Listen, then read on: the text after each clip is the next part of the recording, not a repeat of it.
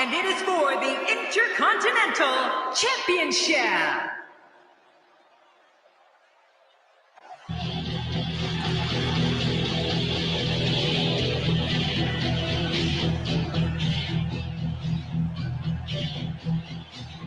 Oh, I can't wait to see this one. I think it's fair to say that the athleticism on display in this match will be unlike anything we've seen in quite some time.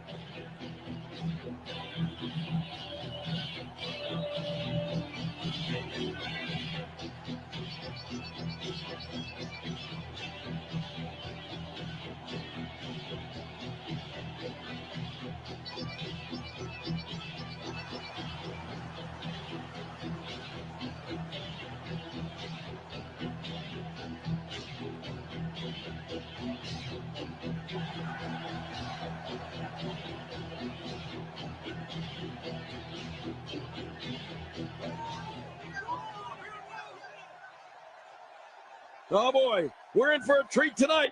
Both of these superstars look geared up and ready to go. Hey, it's Halloween, Cole. The only day of the year that you can go out and look normal.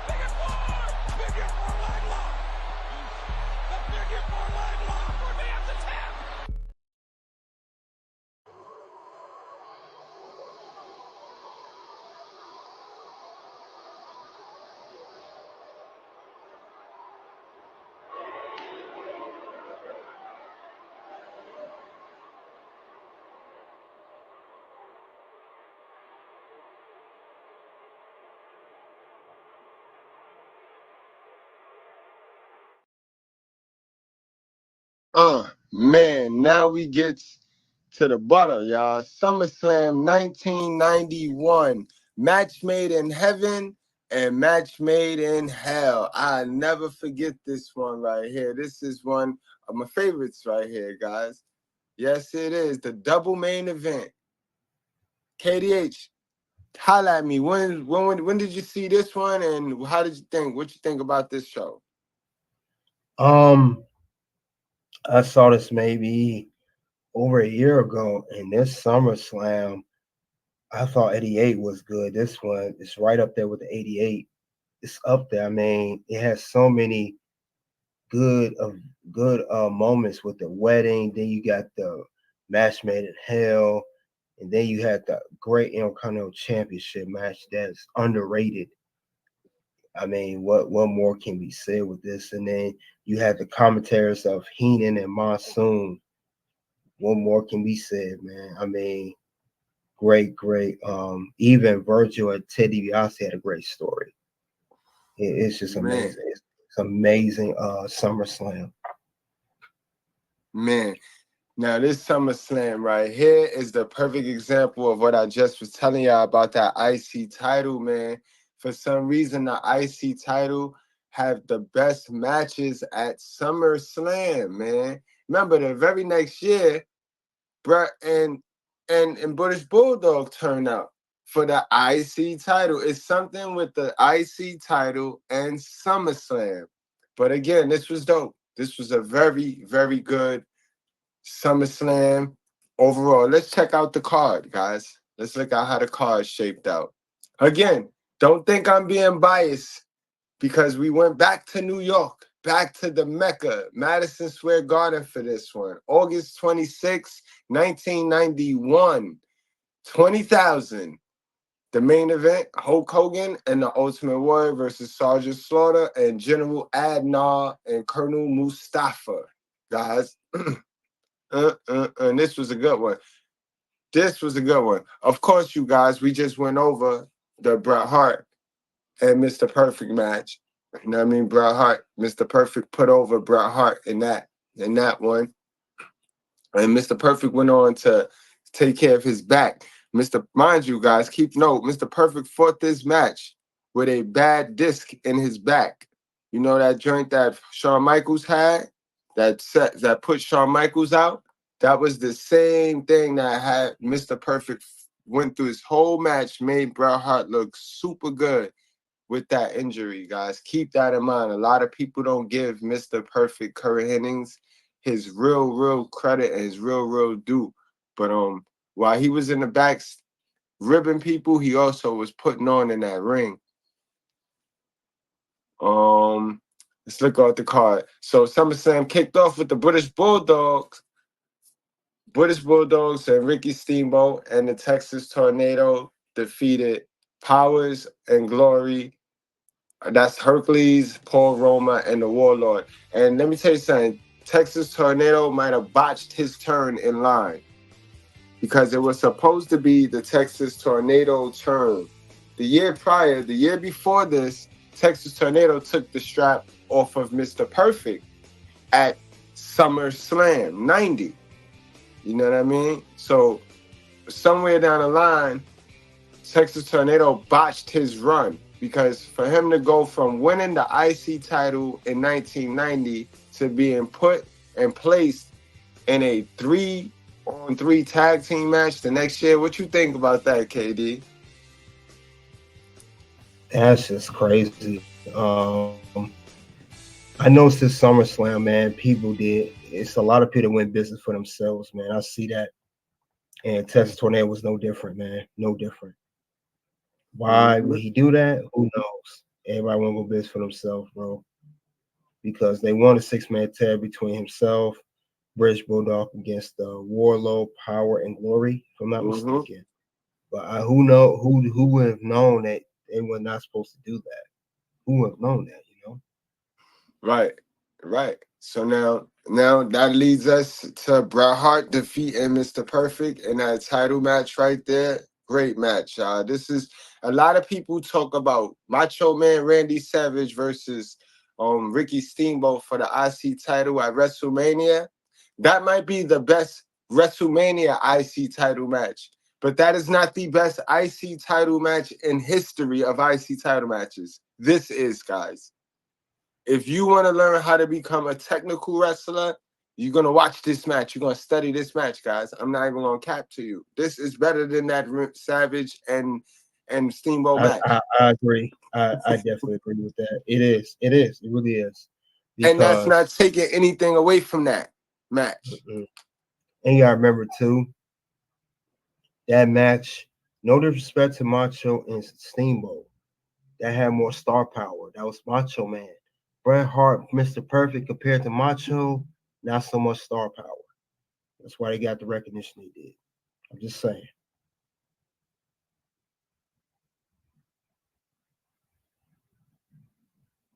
It's crazy. Number star power in that match. But there's no star power here. You got Bret Hart.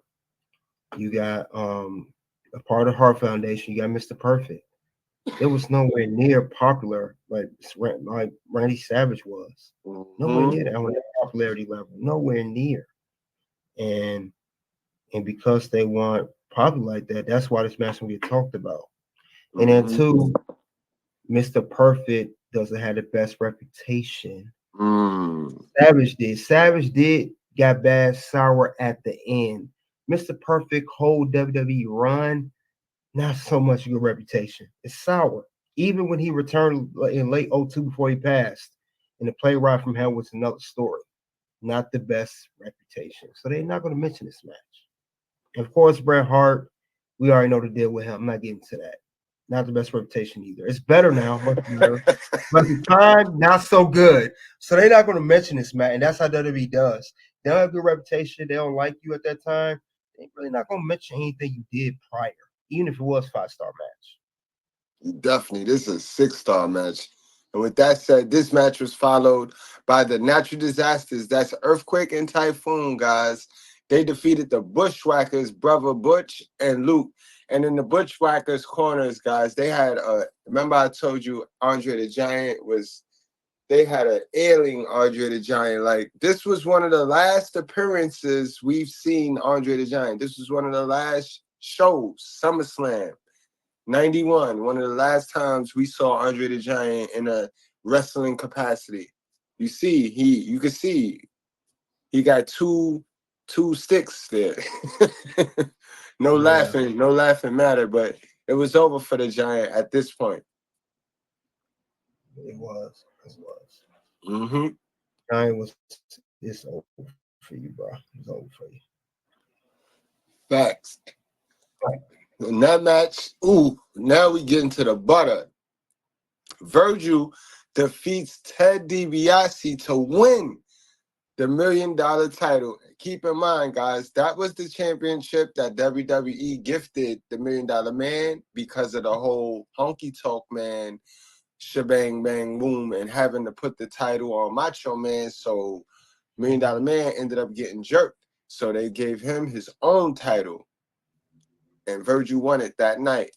Virgil won it. And that was a hell of a story. That story, the long-term writing of that story, is everybody in the Garden, everybody in New York was behind this man, Virgil, bro. That was one of them great, well-told stories. One of them, it's equated, it's equal to the Tommaso Ciampa and Johnny Wrestling's fallout, right? It's one of those type, man, Hollywood can't write a better story. What do you think about this story, feud, and match? I thought it was a great story. I thought it was not only just a great story, it showed that, hey, this was a guy who got tired of being jerked around. He stood up for himself, and he beat the guy that was jerking him around, treat him like crap, and he takes his title. Can't be a better story than that. Facts. The overcoming your oppressor story. Everybody is gonna eat that up. You're gonna eat that one up in New York City at that. The black man won in New York. Oh my God. Only in New York. Only in New York. Only in New York. And now, wow, this was one of this could have been match of the night, guys. I'm not holding you. If Bret Hart and Mr. Perfect didn't tear down the house, this would have been the match of the night. And now this was the Big Boss Man defeating the Mountie. Mind you, the Mountie, he reinvented himself. His brother got hurt and he didn't come back very good. So he ended up becoming a Mountie. He ended up having his own character, making his own solo run and being very successful. But guys, did you know behind the stage politics on this? Vince McMahon wrote this match the way he wrote it to write the Mountie's character off television because Vince was getting faced with a cease and desist letter from the Mounties in Canada. The real Mounties in Canada was telling Vince that he was sullying their image and he was giving them a bad name and he was slandering them. Like, so they really had Vince by the neck. And Vince had to pull a plug on the Mountie. So he had 3 months to fix that, to use the Mountie, and he ended it with the Boss Man and Mountie ended up having to go to jail. And that's how they wrote the Mountie off television, y'all. But that was another great story. The Mountie versus the Cop. You can't beat that. KD? Yeah, I'm listening. Yeah. This was a great way to write them off. But the thing about Vince back then, you could tell with all this stuff going on backstage, this was still pretty much this was overwhelming for Vince, bro. This was a lot of new stuff. He had WrestleMania. He then he started a new event. He had all this stuff going on. So it was definitely new. And this was a great way to write off the Mountie.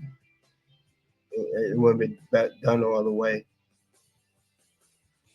So definitely a good way for that to happen. And also with Big Boss Man, this made him look good too. That's when Big Boss Man really got noticed a little bit more. He was really starting to get some notice. I prefer the Attitude Era Boss Man. That's me though. Yeah. So other than that, this was a great event. Good, Bray, you still there? Yes, sir. I'm listening, man. I'm just, man. It's always an Yeah. honor to have you here with us. Salute to Oh, those of yeah. you watching at the Red Carpet Ring, Toxic Ring Scandals. You know what I mean? Salute to you guys for just accepting us here at the Figure Four TV and letting us borrow y'all tribal chief. Yeah. Mountie, he was something else, man. So Vince He had to do what he was. had to do. Yeah, Vince had to do what he had to do. But as much as great as SummerSlam, I'm gonna start calling this Politics Slam. So many politics backstage. So much backstage stuff, man. You know, if they if they only could, I wish they could have back then. If they have the footage, I would love to see a real backstage behind the scene of this whole particular pay-per-view. It would have been crazy, but I know they don't have no footage of that. And if they did, they erased that already. That's erased. That's gone. But you Uh, know what was crazy about this? WWE started to take the cameras outside of the ring and outside. They actually followed the Mountie's journey through the central bookings. You know what I mean? Downtown 100 Center Street. He was really downtown 100 Center Street. For those of my New Yorkers, you know what I'm talking about. And they followed them, yo. Then and like throughout the whole pay-per-view, I think this was what number was this? This was match number five, and then they still had this was four more number matches to go. So It they was number followed six. them. Number six. Yeah, Yeah, number six. So they had three more. Yeah, number yeah, six. and every other segment they went back to him in the jail, and then of course they had the guy that the pervert, the pervert that wanted to get him, and that it was just funny. This was great TV during a pay per view. Like that was the first time I ever seen like during a live pay per view where they cut from the ring action to an actual outside. Wow, it was mind blowing, guys. Great feud, great ending, great setting, great booking, great SummerSlam, guys. And also too, That this SummerSlam, people don't know, it was held on a Monday, not a Sunday. That was interesting too. Monday. It was not on a Sunday. facts, guys. That match was followed by the WWF Tag Team Championship Street Fight. This is where the Legion of Doom. Now, this is more politics, guys. More politics. The Legion of Doom, Hawk and Animal, they defeated the Nasty Boys to finally win the WWE Tag Team titles, guys. Finally, because there was some politics, and Vince wasn't trusting to put the title on them. Vince wasn't paying them enough to put the title on them, and we're gonna dig into that another day. I'm gonna leave that for another day. If that was followed by Irvin R. Shyster, that is Bray Wyatt dad. Salute and rest in peace to the brother Bray Wyatt. His dad fought R.I.P. Greg. His dad defeated Greg the Hammer Valentine, and that'll bring us to our main event, guys. And this picture that's on your screen it's significant because Warrior ain't stopped running to this day. Yeah, Warrior. You want Warrior, to break man. that thing down to us, man? Yeah, I would like to. It was controversy written around this man's name. Now they said that it was an incident. They said the month prior that Warrior wrote a letter to McMahon threatening to no-show the main event to a event tag team match unless he was paid $550,000 that he claimed that was owed to him for his match at WrestleMania 7. And it said that Hulk Hogan and Slaughter later revealed later on, I think it was in '05 later on, they said it was dealing with the matter of physicality for Vince, the matter physically for Vince McMahon's possibility when they became aware of Warrior's threat. What I mean by that, Hogan and Slaughter wanted to give Warrior that work after they found out what he was doing. They wanted to beat him up. But Vince McMahon told Hogan and Slaughter, do not do nothing. Don't touch Warrior. Don't get an altercation. Let me pay him for his money, and then I'm going to fire him. That's how much heat this man had. Warrior, Hogan and Slaughter want to not beat this dude up. And he got fired after SummerSlam. He did get paid because Warrior's not contracted. So Okay. he got paid. They said, I'll pay him because he needed him for the main event. He's an attraction. He was he was a world, well, not at the time, but he was a former world champion, big name. Makes And sense. Warrior, and he's Summer Fire Warrior. You're done. And then Warrior responded on his website that the allegation saying he was owed money for the WrestleMania 7, and he was suspended by McMahon immediately after the show, but he quit WWF out of protest. He quit. So it was just crazy. It was crazy, man. He really politics his way through the whole match, and then you upset the people in the match with you. So Incredible. That's crazy. And now that was the match made in hell, followed by the match made in heaven. And the main event of the show, this is how they rewrote Macho Man back in. Once they learned that they were losing the Warrior, right? They had to start to find a way to rewrite the Macho Man back in. Because remember, guys, prior to this, in WrestleMania, he lost to the Ultimate Warrior in the career-ending match. So, you know what I mean?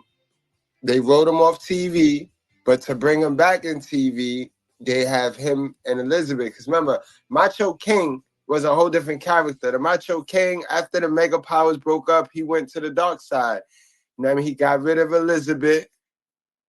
He got linked up with Sensational Sherry, and he became the Macho King. And when the Warrior retired him, guess who came to his rescue? Queen Elizabeth. So they played off of that whole storyline right there. Remember, guys, if you go back, WrestleMania 7, after Warrior beat him, Sherry started slapping on Macho Man, and out came from the audience Miss Elizabeth, gave Sherry that work and rescued the Macho Man, and they ran with that story. So this was, man, one thing I noticed about SummerSlam, and it being that it's the biggest party of the summer, they always send you home with a smile. They always send you home with a smile. And if you notice, a lot of the main events have been tag matches where you get to see two of your stars team up and take on the supervillains. So we just saw Macho and Hogan team up in that first one. Then we seen Hogan and Ultimate Warrior team up in this one. So you gotta watch the booking. It'd be fun. SummerSlam is just fun. And I hope they don't stop the fun. Anything you want to say before we go on to the next? yeah, it was just interesting. How could Macho Man and Elizabeth do this wedding storyline, and in real life they got divorced a year later? That means they was going through real life marital issues. How could you get yourselves together, going through real life issues, saying we're going to play like we're married, but in real life we are on the verge of getting a divorce? Because this was at 91, the wedding, but the divorce was finalized at 92. They might have been separated at this point. I'm saying how it's hard to two people. I know it's business and all to get yourself together and play this married couple on TV, but you're really about to get a divorce if not separate already. I'm just saying, and you won't even notice that watching it. I'm just saying because they was married from 84 to 92. People don't know. I'm just saying that's a great story because I'm like they got divorced in real life a year later. Well, great. I And guess they put the personal issues aside. A lot of marital people cannot do that. They're like, nah, it's probably best we don't do that. yes, see, and emotions, people be running off of how they feel. Them temporary feelings be having people make long-term decisions, and that be where they mess up. And some people think having a baby fix a messed up situation. Some people even think getting married fixed a messed up situation. Some people just need to not be together. They just need to be friends, just need to chill and separate. But man. He knows his opponent is completely helpless to resist the submission hold. He's in full-on